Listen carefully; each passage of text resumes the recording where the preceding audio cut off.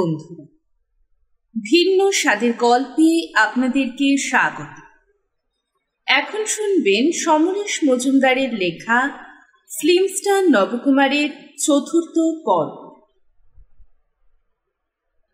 তখন আকাশ থেকে সবে অন্ধকার মুছে বস্প করছে সূর্য।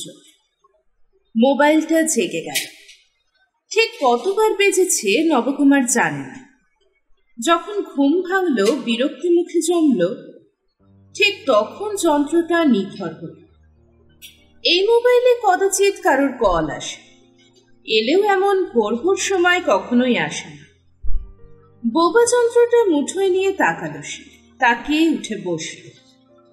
অতসীর নামটা করে মন ভালো হয়ে গেল। এতদিন চুপ করে নিজেকে সরিয়ে রেখে এই সময় অতসী ফোন করেছে। এ কি বিস্ময়! বোতাম টিপল নবকুমার। একবার ফোন বাজতেই যেন খপ করে লাইন ধরে নিয়ে অতসী হাসল। সরি, ঘুম ভাঙালাম নিশ্চয়ই। ঘুম ভাঙানোর ব্যাপারে তোমার এলেম আছে। রাগ করেছ খুব? ওই রাগ করো না প্লিজ। আমি জানতাম না আমাকে এমন জায়গায় শুট করতে ওরা নিয়ে যাবে যেখানে মোবাইলের কোনো নেটওয়ার্ক নেই।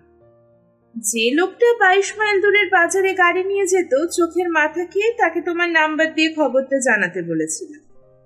সে ফিরে এসে জানিয়েছিল অনেক চেষ্টা করেও তোমার লাইন পায়। ওই আউটডোরে যাওয়ার আগে ওরা তোমাকে জানায়নি, এটা বিশ্বাস করতে বলছো? আউটডোরে মাস দুয়েক পরে হওয়ার কথা ছিল, এগিয়ে আনতে বাধ্য হয়েছে। বিশ্বাস করা বা না করা তোমার মনের ওপর। এখন তুমি কোথায়?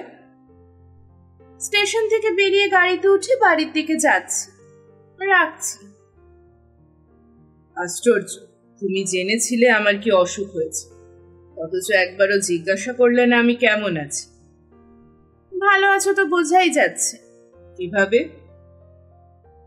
পুরুষ মানুষ অসুস্থ হলে ঝগড়া করে না, ফনা তোলে না। আমি ফনা তুলেছি? আশ্চর্য! শেষ দেখার সময় তুমি জানতে আমার কি অসুখ হয়েছে, আমি কি অবস্থায় আছি তা খোঁজ করেছো? তোমার চিকেন পক্স হয়েছিল। ট্রপিক্যাল কান্ট্রিতে ওটা স্বাভাবিক অসুখ।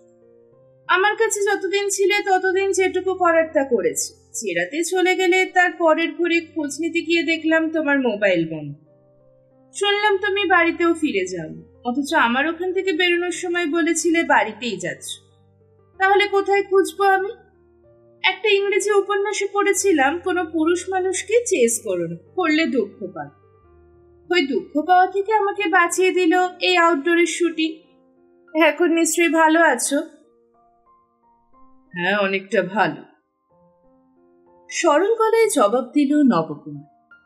এবং তখনই দেখলো অতসী মোবাইলের লাইন কেটে দিল। সঙ্গে সঙ্গে একটা মিশ্র অনুভূতিতে আক্রান্ত হলো নবকুমার। তারই জের মেটালো মোবাইলটাকে বন্ধ করে। আজ চায়ের সঙ্গে খবরের কাগজ নিয়ে বসে নবকুমারের মনে হলো পড়তে ভালো লাগছে। কাগজটাকে ভাঁজ করতেই দ্রুত দৌড়ে এলো ভরত। তাড়াতাড়ি আসুন, সর্বনাশ হয়ে গিয়েছে। ভরতকে এভাবে কথা বলতে শুনিনি নবকুমার। সে প্রশ্ন করার আগে ভরত বলল, বৌদিমণি বিছানা থেকে পড়ে অজ্ঞান হয়ে গিয়েছে। সে কি? দ্রুত উঠে পড়ল নবকুমার। উর্মিলাকে খাটিয়ে শুইয়ে রাখা হয়েছে, মাথাটা একপাশে হেলান। যে মেয়েটি ওকে এখন দেখাশোনা করে সে পাশে বসে আছে বোকা বোকা মুখ করে। নবকুমার পাশে গিয়ে ডাকল, উর্মিলা, উর্মিলা। উর্মিলা কোনো সাড়া দিল না। একটু ঝুঁকে কাঁধে হাত রেখে আবার ডাকল নবকুমার, কিন্তু উর্মিলার পরিবর্তন হলো না। নাকের নিচে আঙুল রেখে সে বুঝতে পারল মৃদু শ্বাস পড়ছে। নবকুমার ঘুরে দাঁড়িয়ে ভরতকে বলল, এক্ষুনি ডাক্তারকে খবর দাও, যে অবস্থাতেই থাকুন যেন আসতে দেরি না করেন। পাশের চেয়ারে বসে পড়ল নবকুমার। ভরত দৌড়ে বেরিয়ে গেল। কাজের মেয়েটি উর্মিলার পাশ থেকে উঠে দূরে গিয়ে দাঁড়িয়েই থাকল। নবকুমার উর্মিলার মুখের দিকে তাকিয়েছিল। মাঝে মাঝে ঈষৎ কাঁপুনি উঠছে কপালে, চিবিতে। এই বাড়িতে অসুস্থ হওয়ার পর দিনের পর দিন প্রায় একাই কাটিয়ে যাচ্ছে উর্মিলা। কাছে থাকা দুটো মানুষ একটু একটু করে দূরে সরে দেয়, অথচ কথা হলে কোনো তিক্ততা ফোনা তুলত। উর্মিলার কথায় ব্যবহারে ছেলে মানুষই দিনকে দিন বেড়েই চলেছে। বোধহয় সেই কারণে খেয়ে ঝগড়াঝাটি সম্পর্ককে নিয়ে কামড়াকামড়ি করল না। কিন্তু পরে গিয়ে অজ্ঞান হয়ে গেল কেন উর্মিলা? ডাক্তারকে সঙ্গে নিয়ে ঘুরে ঢুকলো ভদ্রলোক যে পোশাক পরে বসে আছে, হয়তো কাগজ করছিলেন, সেই পোশাকেই টেনে নিয়ে এসেছে ভরত। উর্মিলার পাশে গিয়ে ডাক্তার জিজ্ঞাসা করলেন, কি হয়েছিল? নবকুমার উঠে দাঁড়িয়েছে, বলল, বোধহয় টয়লেট যাওয়ার সময় পড়ে গিয়েছে, তখন থেকে অজ্ঞান হয়ে আছে। ডাক্তার স্টেথো বের করে পরীক্ষা করলেন, তারপর বললেন, আমার মনে হয় ওকে এক্ষুনি নার্সিংহোমে নিয়ে যাওয়া দরকার। কি হয়েছে? পরীক্ষা না করে বলাটা ঠিক হবে না, আমি অ্যাম্বুলেন্স বলবো? হ্যাঁ প্লিজ। 15 মিনিটের মধ্যে অ্যাম্বুলেন্স এসে উর্মিলাকে নিয়ে গেল। ডাক্তার বললেন, আপনার যাওয়া ঠিক হবে না, ওরা তো আছে, তাছাড়া আমিও যাচ্ছি। কি বলে যে আপনাকে ধন্যবাদ জানাবো। ডাক্তার ভরতের দিকে তাকিয়ে বললেন, তোমরা ওর সঙ্গে অ্যাম্বুলেন্সে যাও, আমি চেঞ্জ করে গাড়ি নিয়ে আসছি। বোধহয় খবর পেয়ে পিটার ছুটে এসেছিল, তাকেও ভরতের সঙ্গে নার্সিংহোম পাঠিয়ে নবকুমার বলে দিল, 8 ঘন্টা অন্তর আমাকে খবর দেবে। হঠাৎ যেন বাড়িটা ফাঁকা হয়ে গেল। অন্তত এইরকম মনে হলো নবকুমার। সে ধীরে ধীরে উর্মিলার ঘরের দিকে চলল। উর্মিলা রায়া দরজার পাশে গালে হাত দিয়ে দাঁড়িয়ে। তাকে দেখে নিচু স্বরে বলল, এ কোন হাসপাতালে তো জানি না, জানলে বৌদির কাছে গিয়ে থাকতে পারি। তার দরকার হবে না, তুমি ইচ্ছে করলে এখন বাড়ি চলে যেতে পারো। যখন দরকার হবে ভরত তোমাকে খবর দেবে। উর্মিলার ঘরে ঢুকলো নবকুমার। উর্মিলা এখন হাসপাতালের পথ, অথচ এই ঘর দেখলে মনে হবে যে এখানেই আছে, হয়তো বাথরুমে রয়েছে। অসুস্থ হওয়ার পর কত দিন রাত এই ঘরে কাটিয়ে গেল উর্মিলা, অথচ এরকম হওয়ার কথা ছিল। ঘন্টাখানেক পরে ফোন এলো পিটারের। পিটার বলছি। খবর কি? ভালো না, এখনো সেন্স ফেরেনি। ডাক্তার কি বলছেন? কিছুক্ষণের মধ্যে সেন্স ফিরবে। আমি কি এখানে থাকবো? ভরতের ওপর সম্পূর্ণ ভরসা করা ঠিক হবে না। তুমি উর্মিলার সেন্স ফিরে না আসা পর্যন্ত হাসপাতালেই থাকো। ঠিক আছে, ডাক্তারবাবু বলে দিয়েছেন, তাই ঘন্টাখানেকের মধ্যে হাসপাতালে কিছু অ্যাডভান্স দিতে হবে। সেন্স ফিরে এলে আমি বাড়িতে গিয়ে আপনার চেক নিয়ে আসবো। তোমাকে এখনই আসতে হবে না, কত অ্যাডভান্স দিতে হবে তা জেনে নিয়ে আমাকে জানাও। আমি সনদকে দিয়ে চেক পাঠিয়ে দিচ্ছি।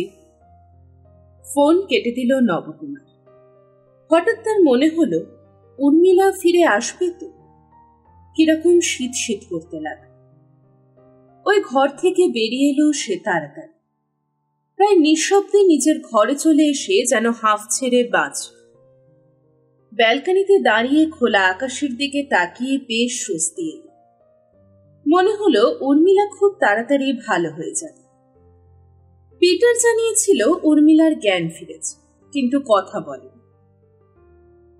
ডাক্তার ওষুধ দেওয়ায় গভীর ঘুমে রয়েছে। যদিও ডাক্তার এখনো বলেননি, কোনো ভয় নেই। সনদ চেক নিয়ে পৌঁছে দিয়েছে।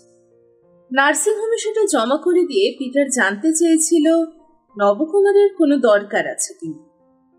নবকুমার পিটারকে বলেছিল যেন ওরা 3 জনেই বাড়িতে ফিরে আসে।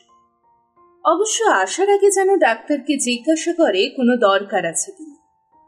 তিনি অনুমতি দিলে থাকার কোনো দরকার নেই। দুপুরবেলায় পিটার নবকুমারের ঘরে। আপনার ফোন। শুয়েছিল নবকুমার, ধর্মরিয়ে উঠে বসল। হাসপাতাল থেকে? না, মন্দাক্রান্তা দেবী লাইনে আছে। তাই? দাও। হ্যালো? সারা নেই। সে দেখল পিটার তাকে রিসিভার দিয়ে ফিরে গিয়েছে। আবার হ্যালো বলতেই সাড়া পেল। নবকুমার? হ্যাঁ হ্যাঁ, আমি নবকুমার। আপনি এখন কোথায়?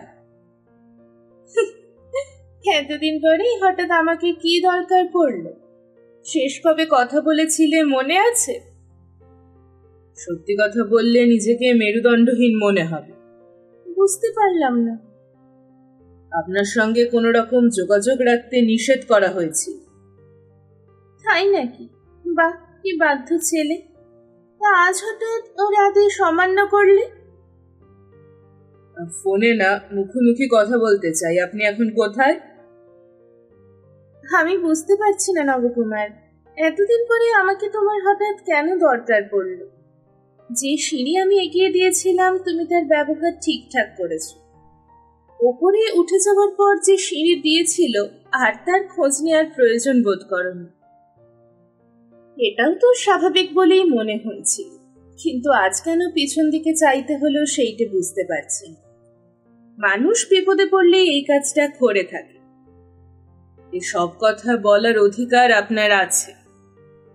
শুনে খুশি হলাম। এখন বলো, কি জন্য আমার সঙ্গে যোগাযোগ করার দরকার হলো? আমি তো এখন ক্ষমতাবান মানুষের পর্যায়ে পড়ি না। আমি বুঝতে পারছি আপনি আমার ওপর অসন্তুষ্ট হয়ে আছেন। আপনি এখন কোথায়? দিল্লিতে।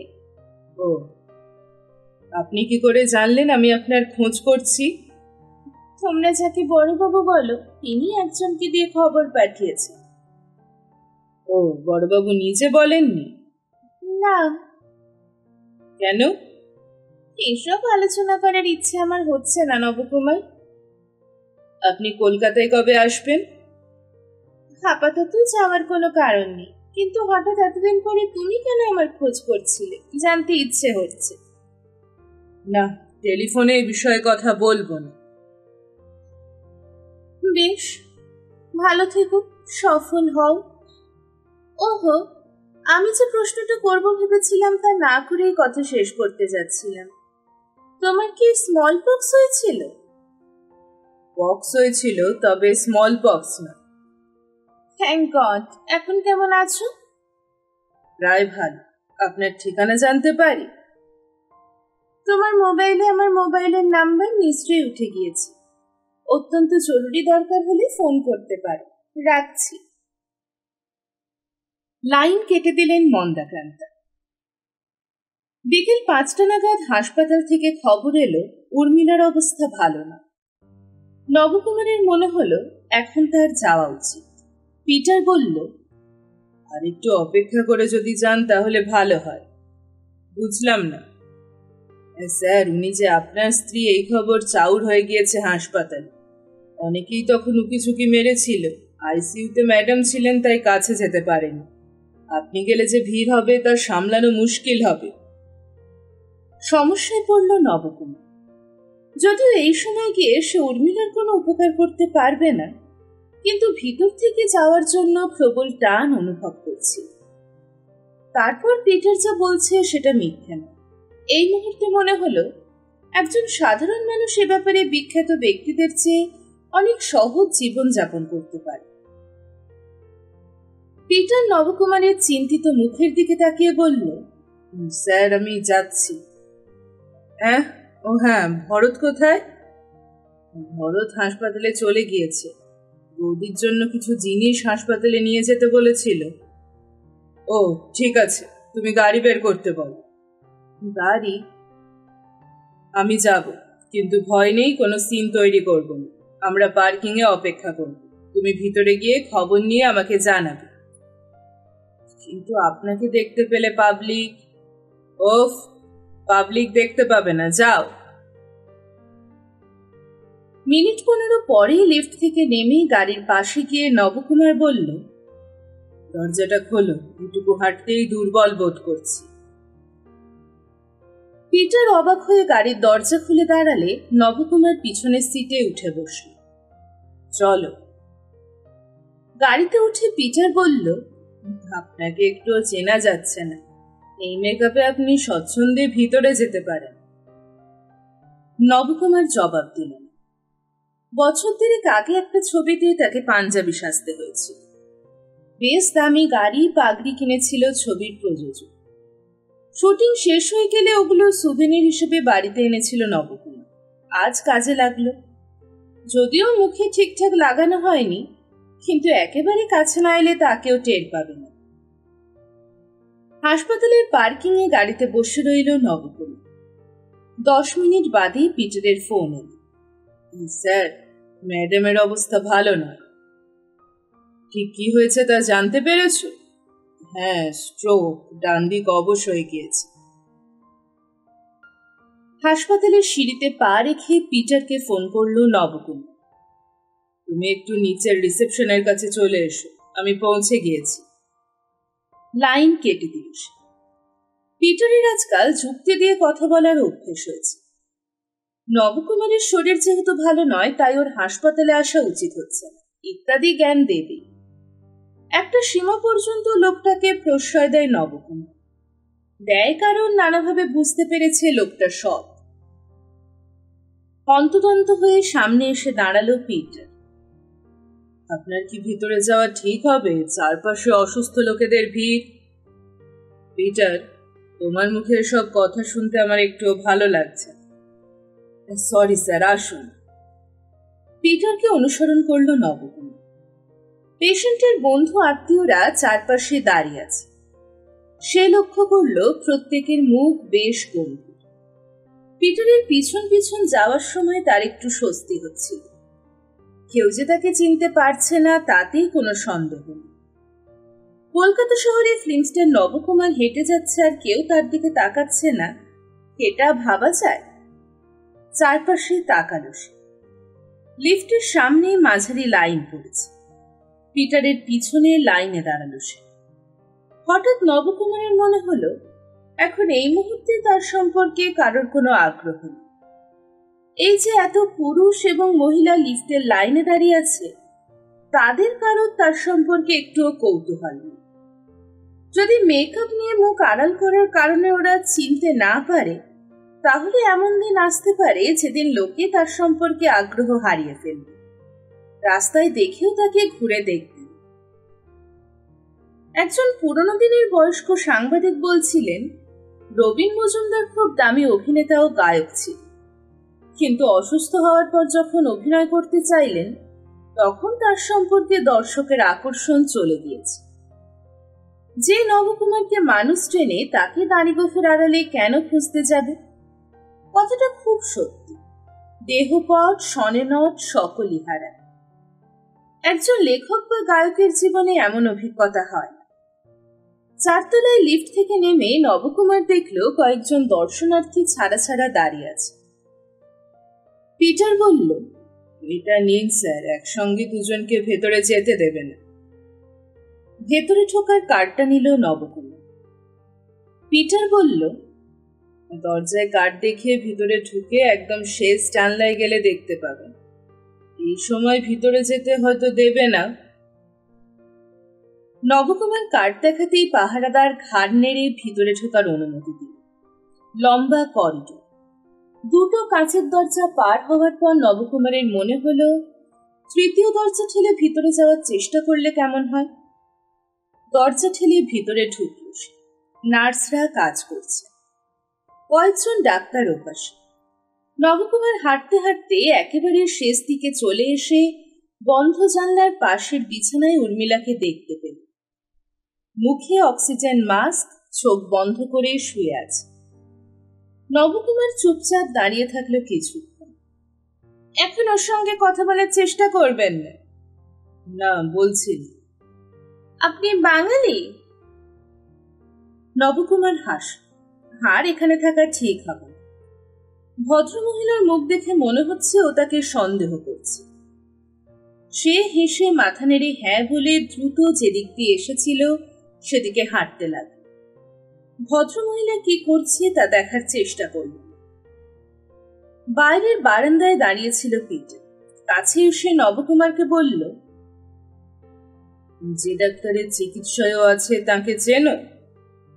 হ্যাঁ, একটু আগে ওদিকে যেতে দেখলাম। কথা বলবেন? হ্যাঁ। কিন্তু এই মেকআপ নিয়ে যাবেন? সেটা আমি ভালো বুঝবো, তাই না? মিনিট সাতেক পরে ডাক্তারের মুখোমুখি হলো নবকুমার। নবকুমার বলল, আপনার পেশেন্ট উর্মিলা আমার স্ত্রী, ওর ব্যাপারে কি কথা বলতে পারি? আপনি বাঙালি?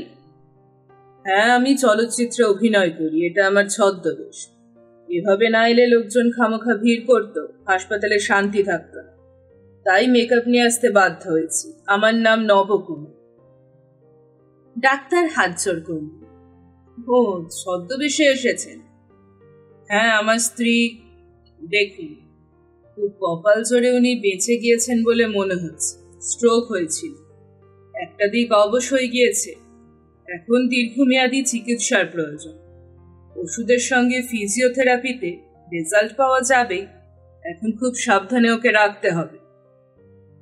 এই অবস্থায় ওকে বাড়িতে নিয়ে যাওয়া যাবে? দিন 5-7 এখানে থাকবে, কিছু পরীক্ষা করার পর নিয়ে যেতে পারে, তবে বাড়িতে ওকে একজন ডাক্তারের গাইডেন্সে থাকতে হবে। আপনি একটা কথা বলুন, এইরকম পেশেন্ট নিশ্চয়ই অনেক দেখেছেন, সুস্থ হওয়ার সম্ভাবনা কিরকম? বলা মুশকিল। আপনাকে অনেক ধন্যবাদ। বেরিয়ে এলো নবকুমার। লিফটে না উঠে সিঁড়ি দিয়ে নামতে যাচ্ছিল।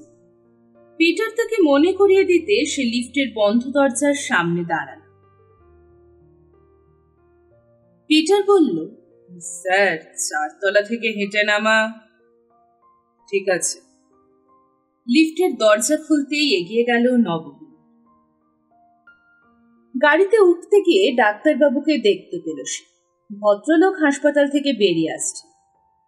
নবকুমার হাত তুলতেই তিনি অবাক চোখে তাকালেন। আমি নবকুমার, উর্মিলাকে দেখতে এসেছিলাম। তাই বলুন, ছদ্মবেশ বলে পাবলিক জানতে পারলে আপনি সমস্যায় পড়তেন। আপনার স্ত্রীকে দেখেছেন? হ্যাঁ, ঘুমোচ্ছে। ঠিক কি হয়েছে বলুন তো? স্ট্রোক, অর্ধেকটা শরীর অবশ হয়ে গিয়েছে। সম্পূর্ণ সুস্থ হবে তো? 3টে জিনিস দরকার: ভালো চিকিৎসা, ঠিকঠাক যত্ন এবং কপাল। এই 3টে এক হলে বলা যেতে পারে উনি কিছুটা সুস্থ হবেন। সম্পূর্ণ সুস্থ হবেন কিনা তা একমাত্র ঈশ্বরই বলতে পারে। আপনাকে একটা অনুরোধ করতে পারি? বলুন। হাসপাতালে যে ডাক্তার ওকে দেখছেন তিনি বললেন বাড়িতে নিয়ে যাওয়ার পর ওকে একজন চিকিৎসকের আন্ডারে রাখতে। আপনি যদি এই দায়িত্বটা নেন। ঠিক আছে, একই বাড়িতে তো থাকি, যেতে কোনো অসুবিধা নেই। আচ্ছা। ডাক্তার চলে গেলে বড় করে শ্বাস ফেলল নবকুমার। তারপর পিটারের দিকে তাকাল।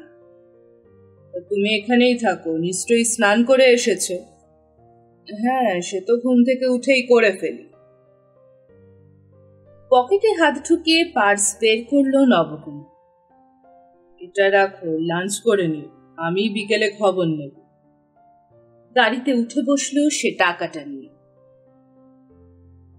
বাড়িতে ফিরে নবকুমার দেখল নন্টে ব্যানার্জি সোফায় বসে খবরের কাগজ পড়ছে। তাকে দেখা মাত্র লাফিয়ে উঠল সে। এটা কি হলো? কিসের কি হলো? বৌদি অসুস্থ, তাকে হাসপাতালে ভর্তি করা হয়েছে, অথচ আমাকে কেউ জানালো না। ভারী অন্যায় কথা। তুমি ব্যাপারটা সিরিয়াসলি নিচ্ছ না? তুমি জানলে কি করে? আমি জানলাম কি করে? জেনেছি বলে তোমার আফসোস হচ্ছে? আমি ও কথা একবারও বলিনি। উর্মিলা আজ ভোরে অসুস্থ হয়ে পড়েছিল, তাকে দ্রুত হাসপাতালে ভর্তি করা হয়েছে। সবাইকে জানানোর সময় পাওয়া যায়নি, তা এই সময় তুমি এখানে?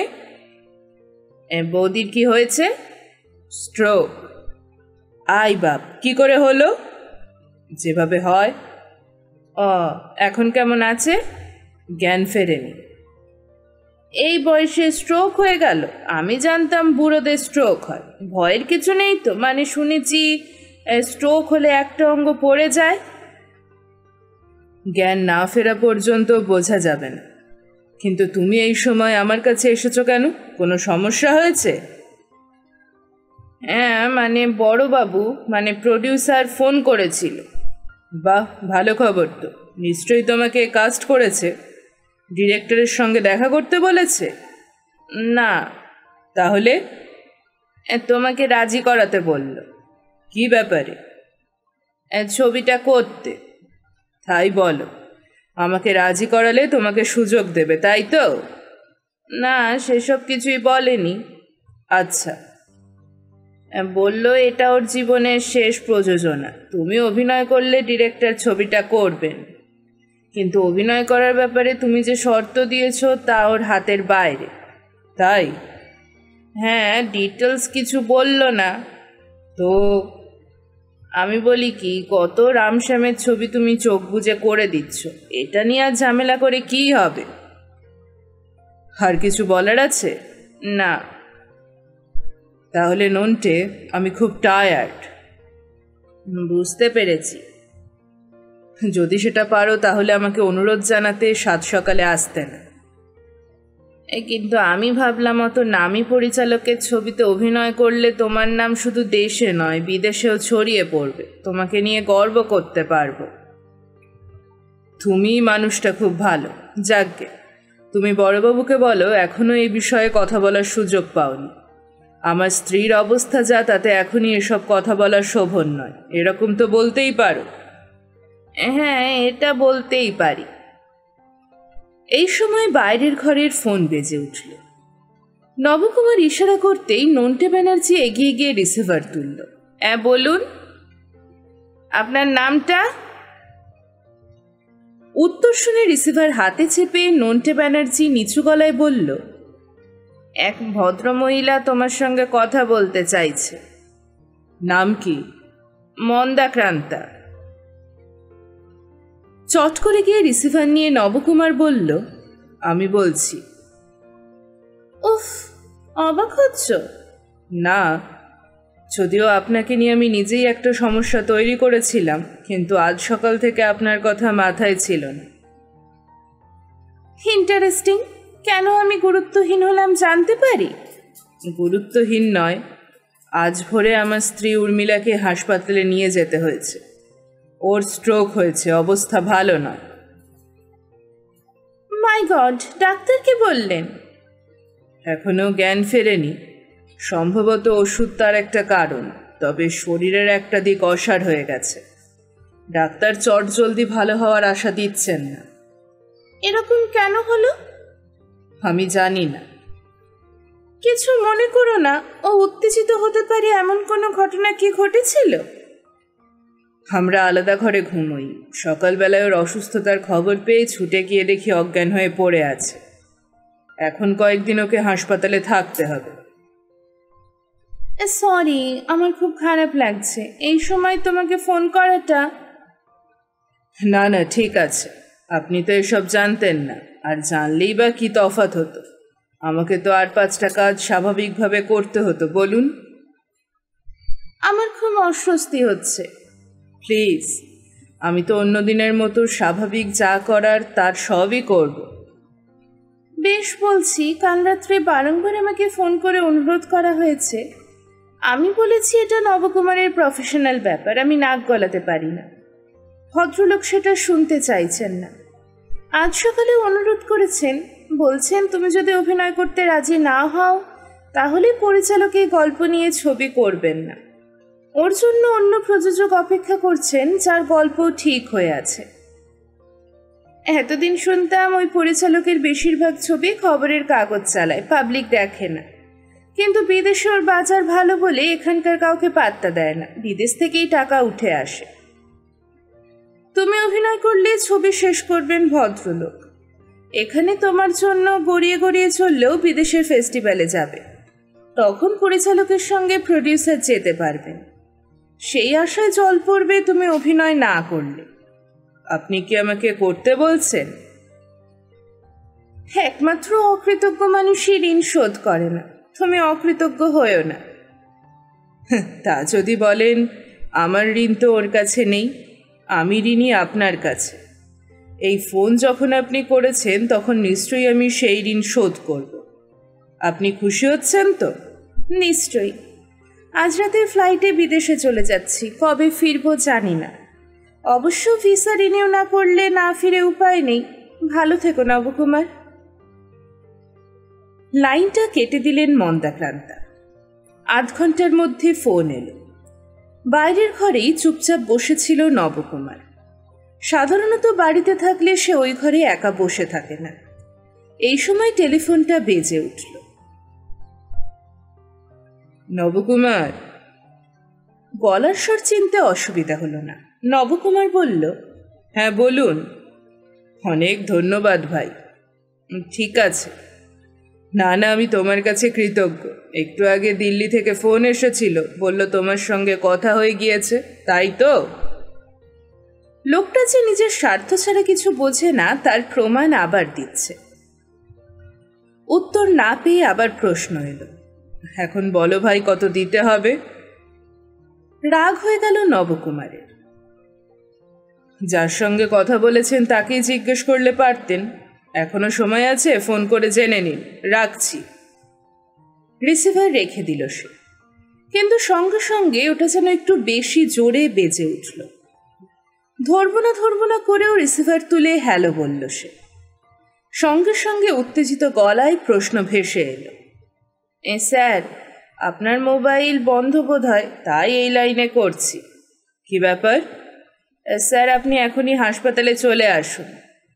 কেন, কি হয়েছে? আমি ঠিক জানি না, ডাক্তার আপনাকে খবর দিতে বললেন। আমি গেটে অপেক্ষা করছি। চোখ বন্ধ করে কিছুক্ষণ দাঁড়িয়ে রইল নবকুমার। তারপর আয়নার সামনে গিয়ে মেকআপ মুক্ত হলো। তোয়ালে দিয়ে গাল পরিষ্কার করে বাইরে পা বাড়ালো সে। গাড়ি থেকে নামতেই হাসপাতালের সামনে দাঁড়ানো লোকজন অবাক হয়ে তাকাল। তারা যেন নিজের চোখকে বিশ্বাস করতে পারছে না। নবকুমার দ্রুত এগিয়ে যেতে পিটারকে দেখতে পেল। পিটার চাপা গলায় বলল, লিফটে উঠে পড়ুন, লিফটম্যানকে বলে রেখেছি। কাছে গিয়ে নবকুমার দেখল একটা লিফটের দরজা ভেজানো ছিল। পিটার ইশারা করতেই লিফটম্যান দরজা খুলে দিল। ভেতরে ঢুকে নবকুমার দেখল এর মধ্যে সামনে ভিড় জমে গিয়েছে। সবাই বিস্ফারিত চোখে সিনেমার নায়ককে দেখছে। পাশে দাঁড়িয়ে পিটার চাপা গলায় বলল, আপনি মেকআপে থাকলে ভিড় হতো না। নবকুমার জবাব দিল না। ওপরে উঠে পিটার ওকে ডাক্তারের কাছে পৌঁছে দিল। তার দিকে তাকিয়ে ডাক্তার বললেন, আমি খুব দুঃখিত নবকুমার বাবু, একমাত্র ঈশ্বরই আপনার স্ত্রীকে বাঁচাতে পারেন। হঠাৎ কি হলো? আপনি চলে যাওয়ার পরেই ওর আরেকটা স্ট্রোক হয়েছে। ও ভগবান! এখন শুধু অপেক্ষা ছাড়া কিছু করার নেই।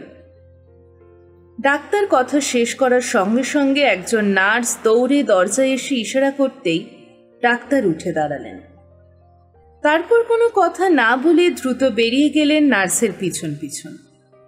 নবকুমার পা বাড়াতেই পিটার বলল, স্যার, আপনি যদি এখানে অপেক্ষা করেন তাহলে ভালো হয়। নবকুমার পিটারের দিকে তাকালো। তার কপালে ভাঁজ পড়ল। পিটার বলল, আপনি এখানেই বসুন, আমি দেখে আসছি।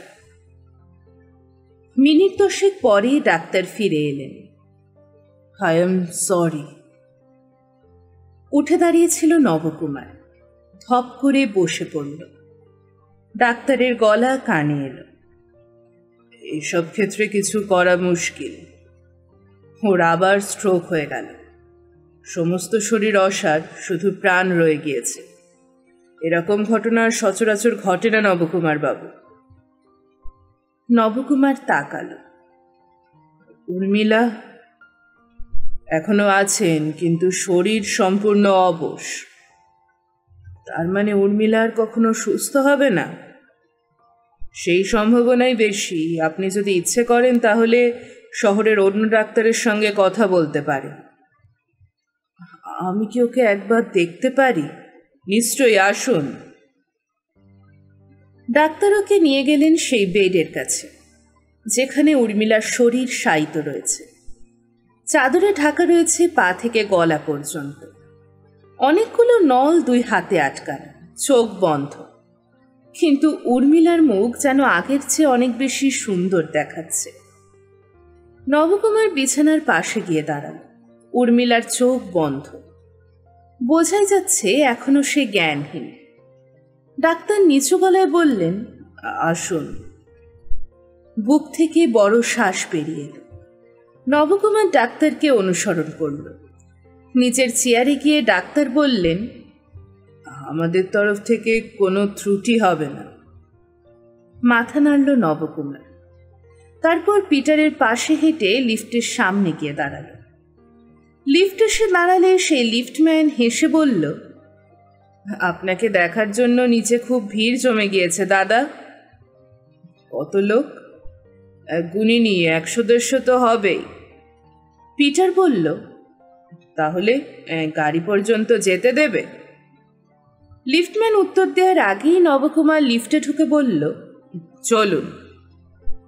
পিটার কিছু বলতে গিয়েও থেমে গেল। নিচে নেমে লিফট থেকে ফের হওয়া মাত্রই যেন উল্লাসে ফেটে পড়ল জনতা। কেউ কেউ সিটি বাজাতে লাগলো। নবকুমারের সামনে যাওয়ার কোনো পথ নেই। বাধ্য হয়ে সে হাত তুলল উপরে। একজন চেঁচিয়ে বলল, সত্য মিথ্যে সিনেমায় এরকম সিন ছিল, ফাটাফাটি ডায়লগ বলেছিলেন সেই সিনে, ওটা বলুন দাদা। সঙ্গে সঙ্গে কয়েকজন চিৎকার করে পাবলিককে চুপ করতে বলল। আওয়াজ থেমে গেলে নবকুমার বলল, বন্ধুরা, আমার স্ত্রী এখন মৃত্যুশয্যায়। আপনাদের মা, স্ত্রী, বোন যদি মৃত্যুশয্যায় থাকতেন তাহলে আপনারা কি সিনেমার সংলাপ শুনতে চাইতেন? কথাগুলো কানে যেতেই জনতা যেন বোবা হয়ে গেল। পিটার এক মুহূর্ত দেরি না করে ভিড় রাস্তা দ্রুত ফাঁকা করে নবকুমারের হাত ধরে টেনে এগিয়ে নিয়ে গেল। কারো মুখ থেকে কোনো কথা বের হচ্ছিল না। কিছু লোক ওদের পিছনে হেঁটে এলেও কোনো বাধা দিচ্ছিল না। গাড়িতে উঠে দরজা বন্ধ করে বড় শ্বাস ফেলল নবকুমার। আমার স্ত্রী এখন মৃত্যুশয্যায়। ক্যামেরার সামনেও এরকম সংলাপ সে কখনো বলেনি, আজ বলতে হলো। আর বলা মাত্র লোকগুলো কিরকম বোবা হয়ে গেল। উর্মিলা পৃথিবী থেকে চলে যাচ্ছে, এই বয়সেও চলে যাচ্ছে। চোখ বন্ধ করল সে। উর্মিলার কোনো গুরুত্ব তার কাছে ছিল না। 24 ঘন্টায় একবার ওর কথা মনে আসার কোনো দরকার পড়েনি। মনের দূরত্ব বেড়ে গেলে পাশাপাশি চেয়ারে বসেও তাকে প্রয়োজনীয় মানুষ বলে মনে হয় না। কিন্তু এখন চোখে জল আসছে কেন? বাড়িতে ফেরার 10 মিনিট পরে অতসীর ফোন এলো। তুমি আমাকে বলনি? এটা কি বলার মতো কথা? আশ্চর্য, এতক্ষণে কলকাতার কত লোক জেনে গিয়েছে, শুধু আমি জানতাম না। তুমি এখন কোথায়? বাড়িতে। তোমার স্ত্রী মৃত্যুশয্যায় আর তুমি? আমি এইমাত্র হাসপাতাল থেকে ফিরেছি অতসী। ওখানে থেকে যদি কিছু করার সুযোগ পেতাম তাহলে নিশ্চয়ই থাকতাম। আই এম সরি নব, আমি কি হাসপাতালে যেতে পারি? অবশ্য জানি না এখন ঢুকতে দেবে কিনা। গিয়ে কি করবে? শুধু একজন মৃত্যুপথযাত্রীকে দেখা ছাড়া তো কোনো সাহায্য কেউ করতে পারবে না। শুধু নিজের অক্ষমতা নিয়ে ফিরে আসা। নব, আমি কি তোমার কাছে যেতে পারি? কি করে আসতে বলি বলো? কেন? যে কোনো মুহূর্তে ফোন আসবে আর আমাকে হয় হাসপাতালে নয় শ্মশানে ছুটতে হবে। ঠিক আছে, এখন তোমার শরীর কেমন আছে? একটু একটু করে ভালো হচ্ছে। বেশ, তাহলে তুমি চাইছো না আমি যাই? তুমি বরং বিকেলে হাসপাতালে গিয়ে উর্মিলাকে দেখে এসো।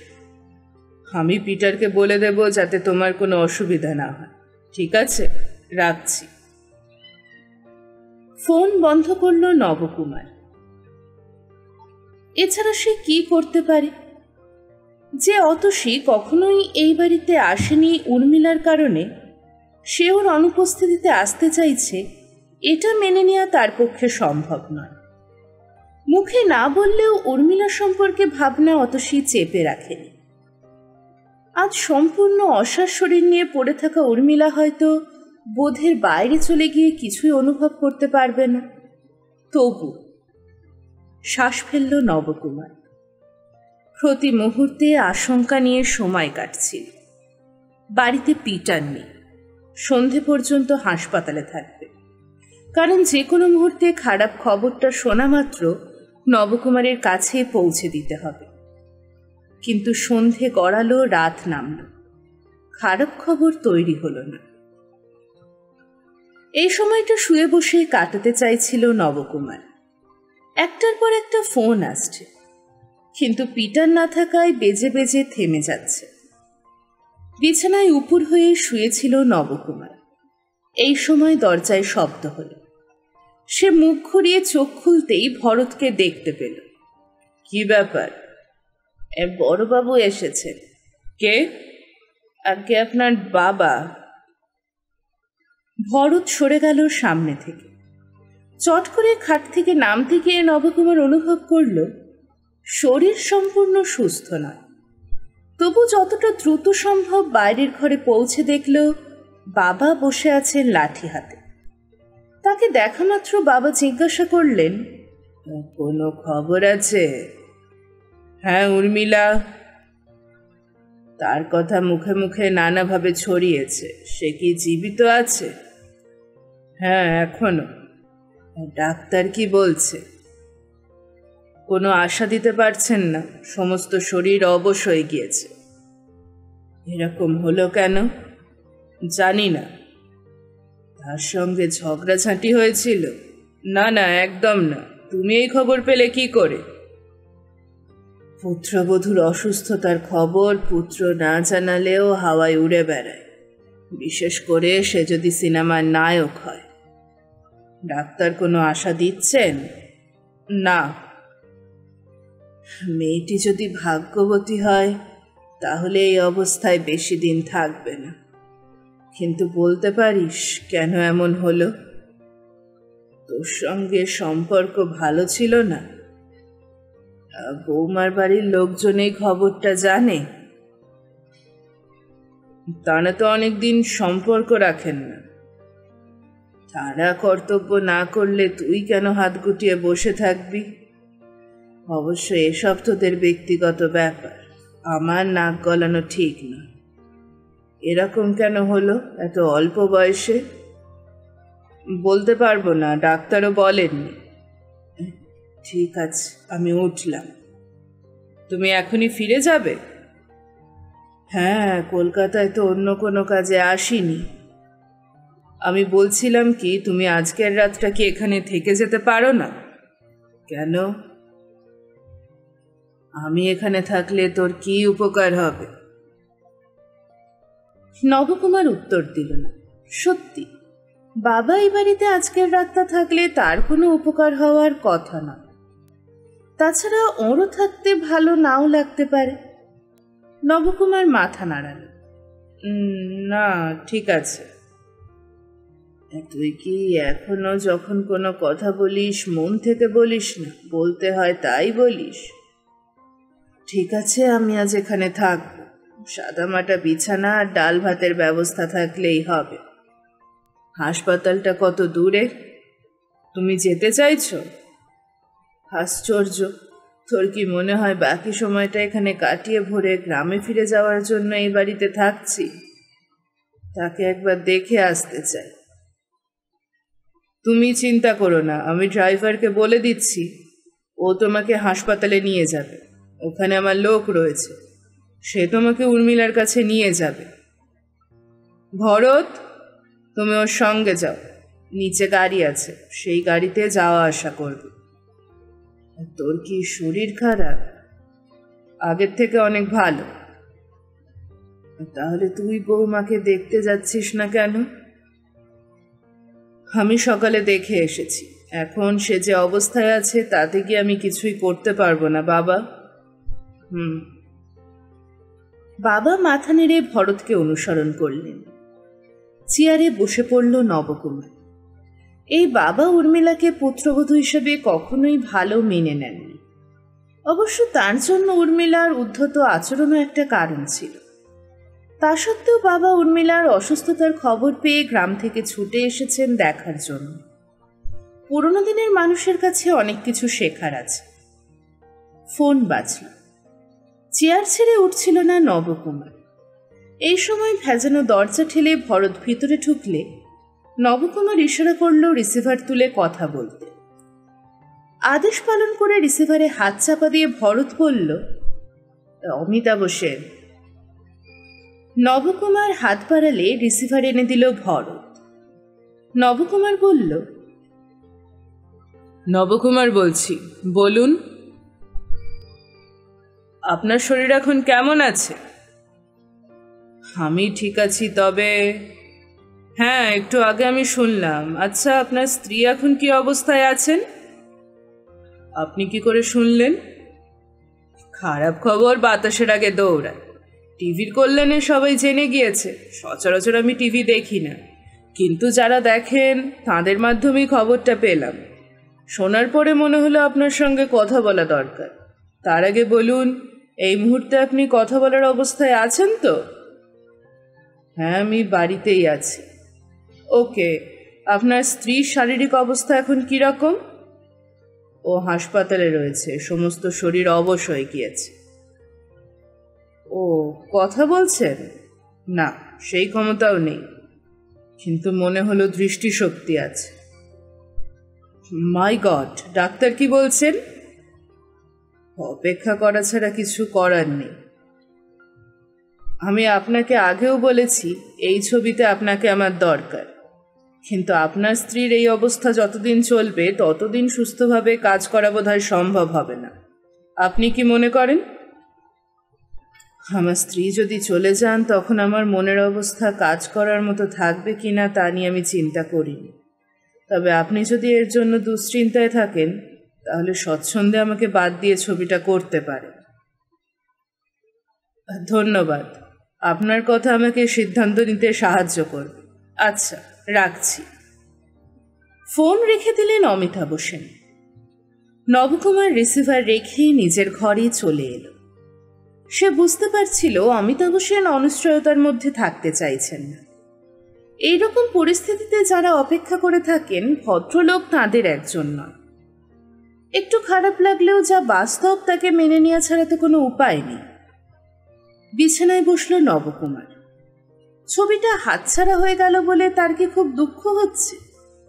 মাথা নাড়ল সে। সমস্ত অনুভূতি যেন একটু একটু করে ভোঁতা হয়ে যাচ্ছে। চোখ বন্ধ করে বড় শ্বাস নিল নবকুমার। সন্ধ্যের মুখে বাবা ফিরলেন। জানতে পেরে বাইরের ঘরে গেল নবকুমার। বাবা বসে আছেন মাথা নিচু করে। উল্টো দিকের সোফায় নবকুমার বসতেই মুখ তুললেন। দেখলে? হ্যাঁ, ডাক্তার অনুমতি দিলে ওকে বাড়িতে নিয়ে আয়, বেশি দিন হাসপাতালে ফেলে রাখিস না। তোমার সঙ্গে ডাক্তারের কথা হলো? না, তিনি সে সময় ছিলেন না, কিন্তু বাবা থেমে গেলেন। কপালে ভাঁজ পড়ল নবকুমারের। বাবা কি বলতে গিয়ে থেমে গেলেন। বাবা তাকালেন তার দিকে। শোন, বৌমার জ্ঞান ফিরে এসেছে। ও, কিন্তু ওর সর্বাঙ্গ তো। হ্যাঁ, হয়তো তাই, কিন্তু চোখের তারা অসাড় হয়ে যায়নি। তুমি কি করে বুঝলে? আমি লক্ষ্য করেছি ওর চোখের তারা নড়ছে, ওই দুটো অবশ হয়ে যায়নি। না, আমার চোখের ভুল নয়, আমি স্পষ্ট দেখতে পেয়েছি। মনে হচ্ছিল কিছু বলতে চাইছে, শেষ পর্যন্ত হাল ছেড়ে দিল। সবচেয়ে অবাক হলাম যখন দেখলাম চোখ বন্ধ করতে পারল সে, অর্থাৎ চোখের পাতা অবশ্যই যায়নি। আর চোখের পাতা বন্ধ হওয়া মাত্র জল গড়িয়ে এলো গালের পাশ দিয়ে। খুব দুঃখজনক ব্যাপার। ভগবান যে কেন এত বড় শাস্তি মানুষকে দেন কে জানে। সেই রাত্রে বাবা থেকে গেলেন। রাত্রে দুধ মুড়ি ছাড়া কিছু খেলেন না। সকালে ছেলেকে ডেকে পাঠালেন। নবকুমার তখন চুপচাপ বারান্দায় বসেছিল। অত সকালে ডাকছেন জেনে অবাক হয়ে বাবার সামনে পৌঁছে গেল। বাবা বললেন, আমি যাচ্ছি। সে কি, এখনই? হ্যাঁ, এখানে তো আমার কোনো কাজ নেই। বৌমার যা অবস্থা তাতে তাকে দুবেলা দেখতে যাওয়ার কোনো মানে হয় না। তাছাড়া কি? স্বীকার করছি তাকে পুত্রবধূ হিসাবে মেনে নিয়েছি, মনে নিইনি। তার জীবনযাপনের ধরন আমি পছন্দ করিনি, বাড়ির বউকে ওইভাবে দেখতে চাইনি, কিন্তু কখনোই তাকে এ বিষয়ে কোনো কথা বলিনি। আমি যে তাকে পছন্দ করতাম না তা সে নিশ্চয়ই বুঝতে পারত। এ বিষয়ে তোমাকে কিছু বলেছে কিনা জানি না, কিন্তু কাল আমাকে বলল। হ্যাঁ, সব কথা কি মুখে বলতে হয়? তার চোখ দিয়ে জল গড়িয়ে এলো। আমি সেই জল মুছিয়ে দিয়েছি, কিন্তু সেটা সে টের পেল কিনা কে জানে। আচ্ছা, ঈশ্বর যা করেন মঙ্গলের জন্য, তেমন কিছু জানানোর হলে মনে করে আমাকে জানাস। বাবা ধীরে ধীরেই বেরিয়ে গেলেন। নবকুমারের খুব ইচ্ছে করছিল বাবাকে গাড়ি করে গ্রামে পৌঁছে দিতে, কিন্তু বাবা যেভাবে এসেছিলেন সেইভাবেই ফিরে যেতে চাইবেন, এটা সে জানে। 6 দিন দুবেলা হাসপাতালে কাটিয়ে পিটার এসে বলল, ডাক্তার বলেছেন আপনারা পেশেন্টকে বাড়ি নিয়ে যেতে পারেন, ওর জন্য যা যা দরকার তা লিখে দিচ্ছি।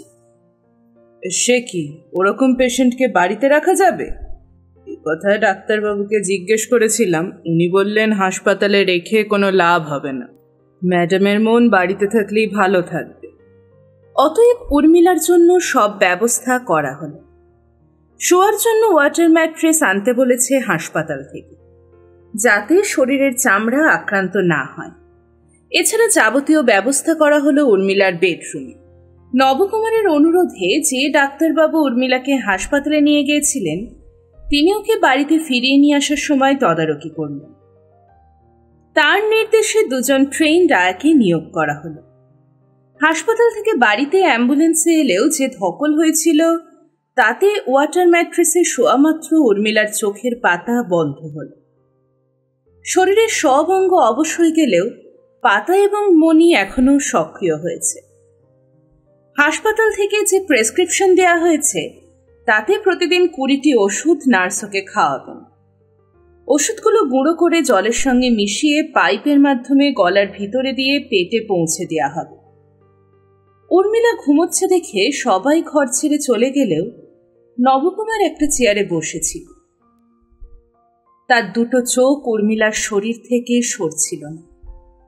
অসুস্থ হয়ে হাসপাতালে যাওয়ার আগে সে এত কাছ থেকে উর্মিলাকে শেষ কবে দেখেছিল তা মনে পড়ছে না। এখন উর্মিলা না ঘুমলেও কি সব বুঝতে পারছে? শুধু 2টো চোখ ছাড়া ওর শরীর পাথর হয়ে রয়েছে। নবকুমারের মনে হলো, মানুষের চোখ, অন্তত কোনো কোনো মানুষের চোখ মুখের চেয়ে কম কথা বলে না।